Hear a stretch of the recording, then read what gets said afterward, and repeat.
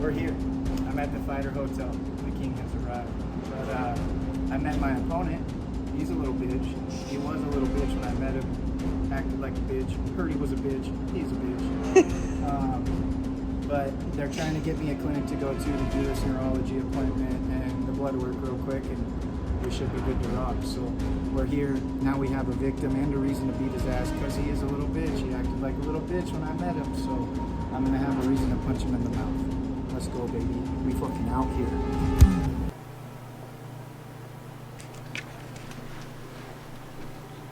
What's up, you guys? We are in Palm Desert. This is our hotel room. It's a mess now. We are at the Embassy Suites. Danny's over there ready to go. We will catch up with you guys more later in the night while we are heading out to the weigh-ins right here. We are at the public weigh-ins, the Acrisure Arena in Palm Desert, California. Let's go check it out. Yeah, so when we left here earlier, they still didn't really have it figured out for the guy that I came out here to scrap.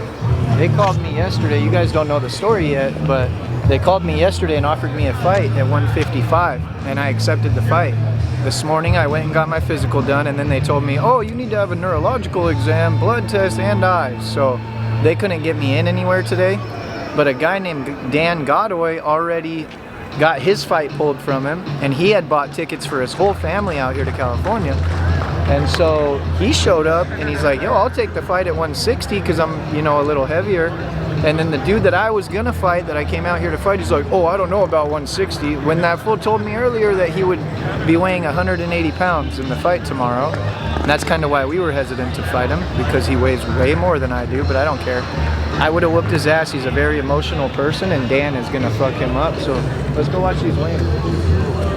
There's Brian Sosha too. Let's go say hi to Sosha. Get that on camera. Oh fuck! Yeah. How are you? Hi, How are you doing? How are you doing? Good. I'm Danny. This is my wife, Ann. Hi, how are you? Yeah, I came out because Nate called me yesterday. I accepted the fight, weight class higher than mine, but they couldn't get me a neurological exam or a fucking work test today. Home of California Knuckle Mania, some big history for us here, so we're excited. And what I want to do is, we're from the East Coast, we're an East Coast company, but I want everybody around the world when we go live to hear California, what a fight town is. I want them to hear Palm Desert, Acrisure Arena, right in the shadows. And as I was saying earlier, we got a lot of heat on this card, so we don't know what's going to happen tonight. But what I always tell you is, the louder you get, the harder they hit. Well, I hope they don't hit each other tonight, but I'm sure there's going to be boulevards. Just let the people at home know how much fun you're having. So here's what's going to happen. This guy right here, Justin, where are you going to put me? Where am I going to stand? Right here? Justin. You guys ready to go or what? You ready to go? What's up, buddy? That fool's gonna beat you up, Jared. Let's start some fights. And let's start the first fight that's going down tomorrow, 6 p.m. local time in the Cruiserweight division. First to the scale, his BKFC record stands at 1 victory opposite a single defeat. From Savannah, Georgia, here is Lewis Sweet Lou Glover.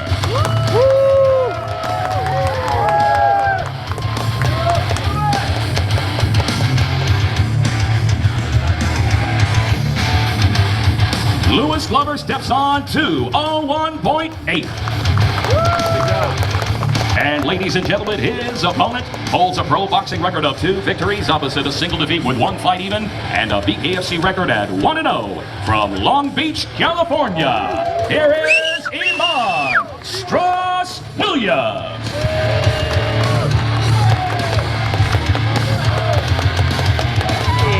He had to bust out the flex. Iman Williams 206 even. Again, this is the Freeview kicking things off. BKFC 84 tomorrow, 6 p.m. local time in the Cruiserweight division. Iman Williams taking on Lewis Glover. And ladies and gentlemen, while we're on stage, let's also have a big round of applause for one half of our dynamic commentary team, and he himself, a longtime UFC legend as well as a BKFC legend. Let's hear it one time for Chris Lights Out Lytle. Let's go, Chris. Next fight on the preview going down in the heavyweight division. First to the scale. Tomorrow he makes his BKFC debut from Mount Vernon, Washington. Here is Juan Figueroa.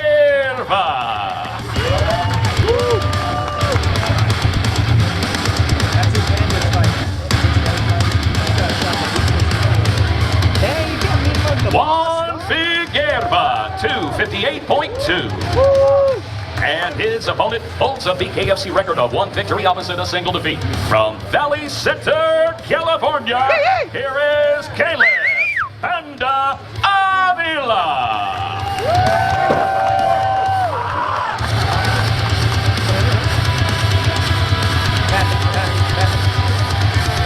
Caleb Avila, 242.2. Let's go, buddy. Big boy. Two fights on the preview. This one with one of my favorite divisions of all, the big boys of the heavyweight division. Caleb Avila taking on the debuting Juan Figueroa. On tour by Talk, the first Mongolian to toe the line steps on at 169.6. And his opponent holds an overall bare-knuckle fighting record of 3 victories opposite a single defeat. From Humboldt County, California, here is Ryan Ryu Peterson.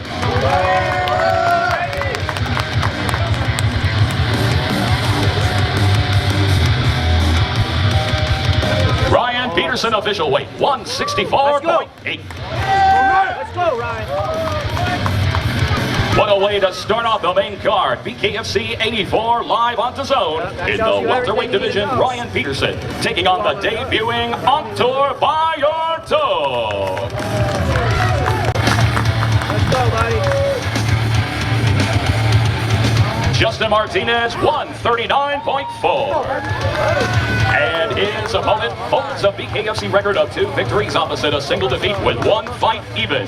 From South Central Los Angeles, California, by way of Sayulita, Nayarit, Mexico, here is David El Necio Diaz. Let's go.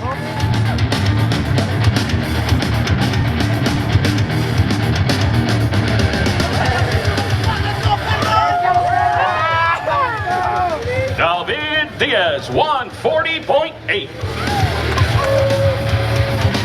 This is an exciting fight, ladies and gentlemen. The return of one of the most exciting fighters to ever toe the line. David Diaz taking on the veteran bare-knuckle fighter, Justin Martinez.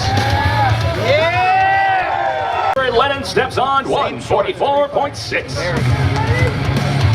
And his opponent is ready to toe the line for bare-knuckle fight number 5. He is a former BKFC World Bantamweight title challenger from Westmoreland, California. Here is Daniel Machete. Let's go, Danny!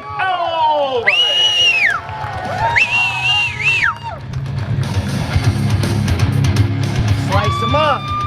Slice him Daniel up. Alvarez, 145.4. Hell yeah. This is fight number 5, Acrisure Arena tomorrow in the featherweight division. Let's go, the former title challenger Daniel Alvarez taking on Jared Lennon. Let's go, Alvarez. Hell yeah, that's going to be a good one. For about 10 seconds until Lennon gets knocked And our out. next fight, his BKFC record stands at 1 victory opposite a single defeat. From Coconut Creek, Florida, by way of Ceja, Espírito Santo, Brazil. Here is Paulo Zeduido Games. Let's go, Paulo. That's a bad dude.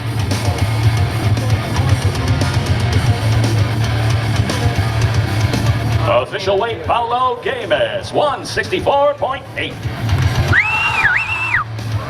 Let's go, And his Paulo. opponent holds a bare-knuckle fighting record of 7 fights from Los Angeles, California, by way of Moscow, Russia. Here is Yevgeny, the Sailor Kordonov.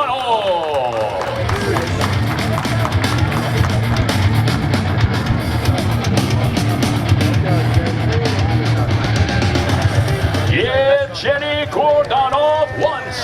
146 even. As I said, ladies and gentlemen, international incident with no gloves in sight in the... Let's go, Dave! All right. That's my guy. Let's go, David Simpson steps on 185 even.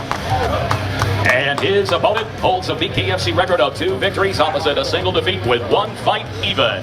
From Huntington Beach, California, by way of Pottsville, Pennsylvania, here is Cody, the Knuckle Maniac Vidal.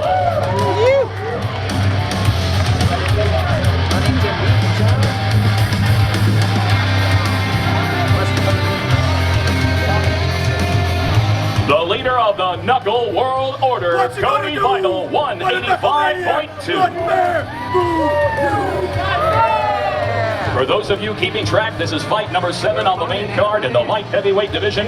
The Knuckle Maniac, Cody Vidal, taking on the Thunder with David Simpson.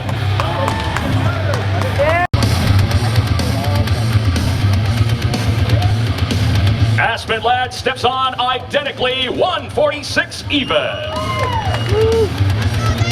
What a feature fight we are bringing you tomorrow exclusively on DAZN in the women's featherweight division. Sam Vincent, 174 even.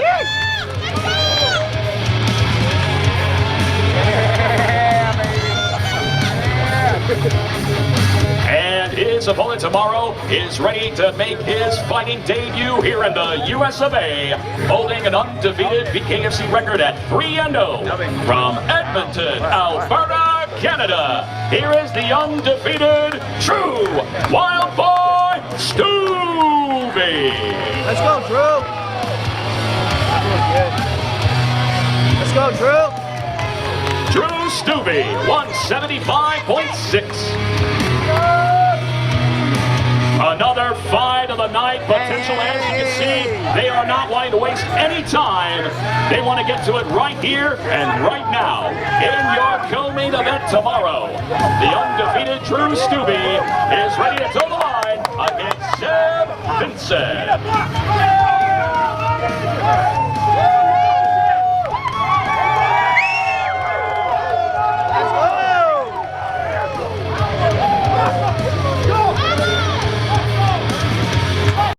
Championship. First to the scale, he holds one of the most impressive bare-knuckle fighting records today at 11 victories opposite 2 defeats. He is the former BKFC World Light Heavyweight and Cruiserweight Champion and the former pound-for-pound #1 bare-knuckle fighter in the world. From Jacksonville, Florida, by way of Cleveland, Ohio. Welcome back to the squared circle, Lorenzo, the Juggernaut Hahn. Let's go.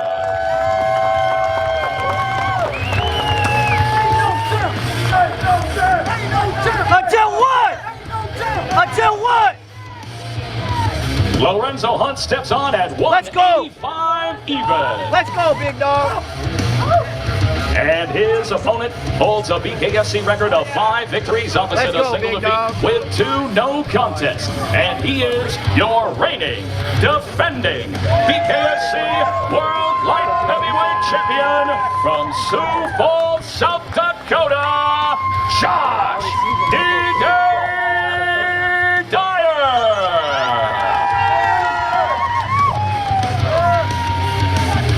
The champion, Josh Dyer, 184 even. I can see it. Time to get excited, ladies and gentlemen. This is what it's all about. These two first met at BKFC 17, and as I said, it has come full circle for the undisputed BKFC World Light Heavyweight Championship. The champion, Josh Dyer. The challenger, returning to the squared circle, Lorenzo Hahn.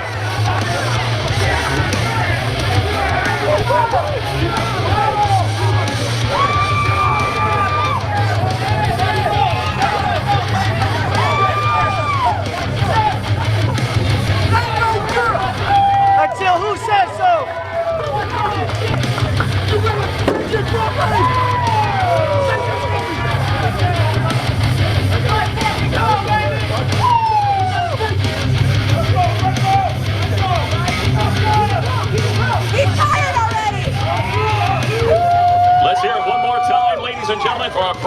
us off at our main event, Lorenzo Hunt and Josh Dyer.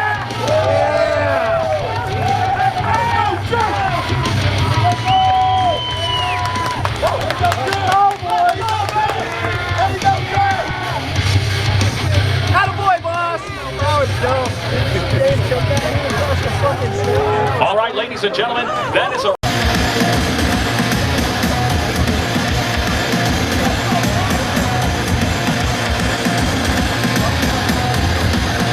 Acrisure Arena here in Palm Desert tomorrow night. Now there is so much anxiety, there's so much buzz about this matchup, this rematch for the light heavyweight championship. So we're going to talk to both of these gentlemen before the epic clash tomorrow night, live on the Global Home for Boxing, DAZN. Now, Lorenzo, first off, it is good to see you back. You know what? I don't like BKFC without Lorenzo Hunt, so it's great to have you back in the fold. It must feel very nice to be back here. It must feel very important in your career to be back on the roster in this matchup. I am back. I am at home. I am the champ. I am the main event. Yes, indeed. And fighting for a title that you didn't lose as well. So this is a very, very big moment for you. What does it mean on that road to recovery? Obviously dealing with injuries. It's been a long... Is away. The kids will play. And guys like Josh Dyer and Mike Richmond and Mundell can play games with the 185 championship interim. You're an interim champ. You know what that means? Interim. You're an interim champ. It's okay. Oh, shit. Others have held the interim champ seat as well. But soon as Mundell found out Daddy was home, and he left you with the burden. But you know, when Daddy comes home, Daddy usually says, "Go the fuck to sleep," and all the kids go to bed like Richmond. That's right, champ. That's right, champ. Does this change anything, Josh? It is what I mean, because you have echoed that respect time and time again. You have tried to play a certain role. You've tried to be very amicable with Lorenzo, but Lorenzo's gonna Lorenzo every time. How are your feelings now when you hear this, when he's in your face, grabbing a hold, when you guys are tussling here in the middle of the face-off? Does it change now? Is it more personal? Is there a bigger chip on your shoulder to get that win back?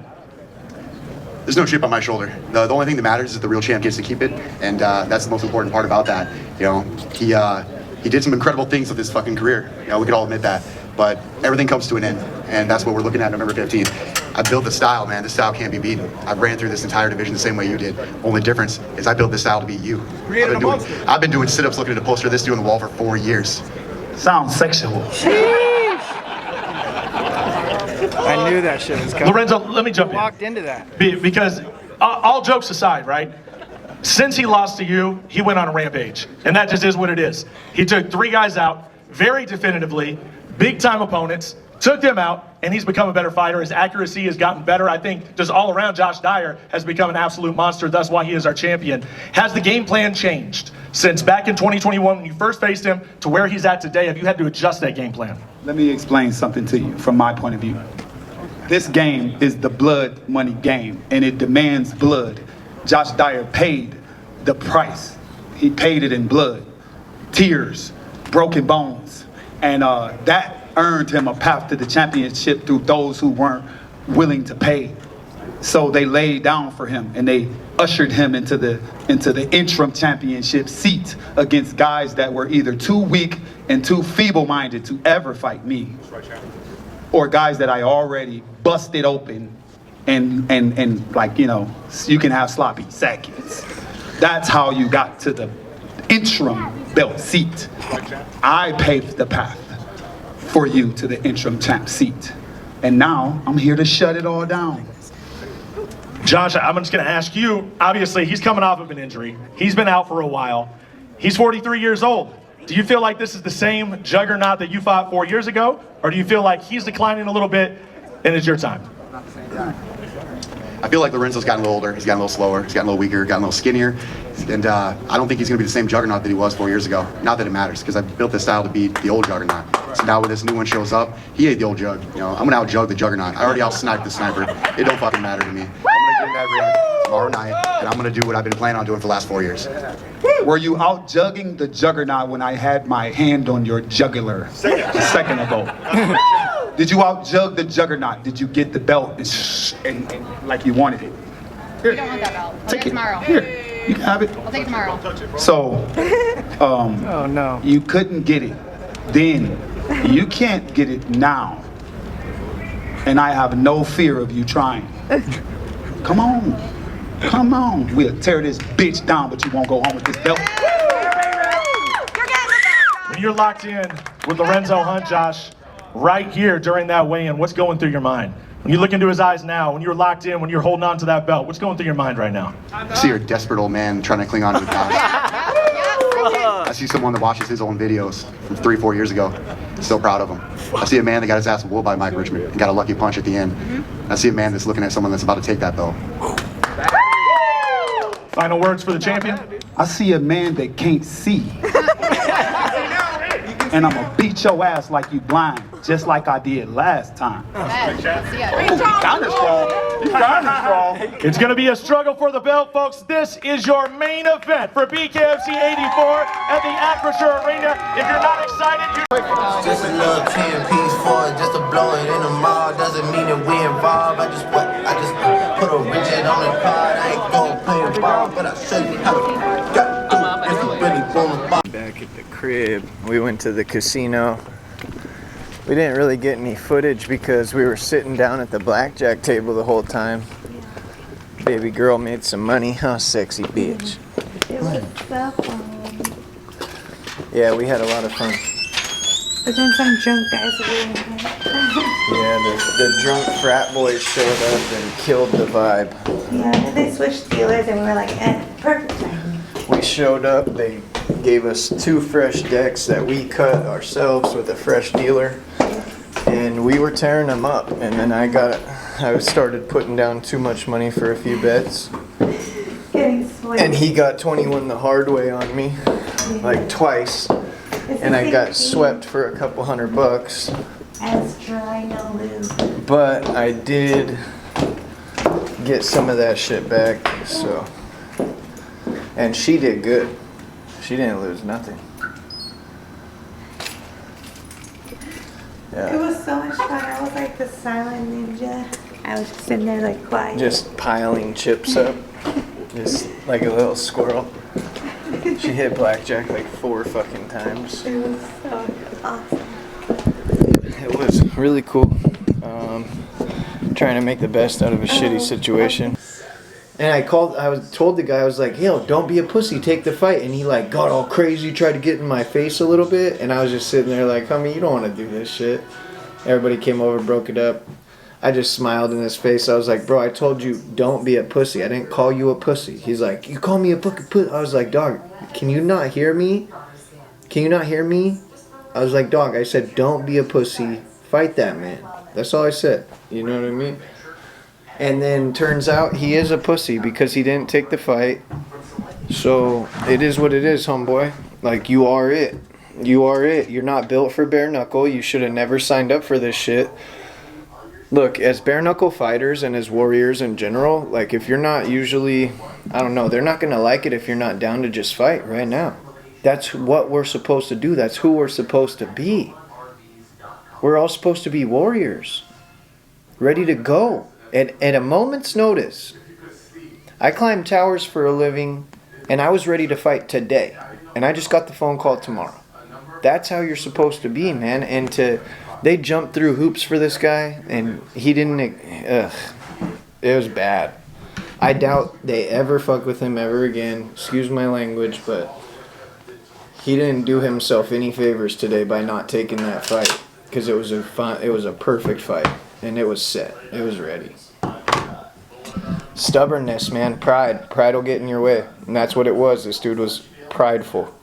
And I told him that. And he didn't listen. I tried to give him some friendly advice. Like, pulled him to the side. I'm like, yo, this is a good fight, bro. Like, it's a good fight for both you guys. It's perfect. Take it. Fighter to fighter, you should take it, bro. I'm telling you. Wouldn't take it. Can only lead a horse to water. You can't make him drink. But we're still having a blast. We were already coming out here anyways, and they're gonna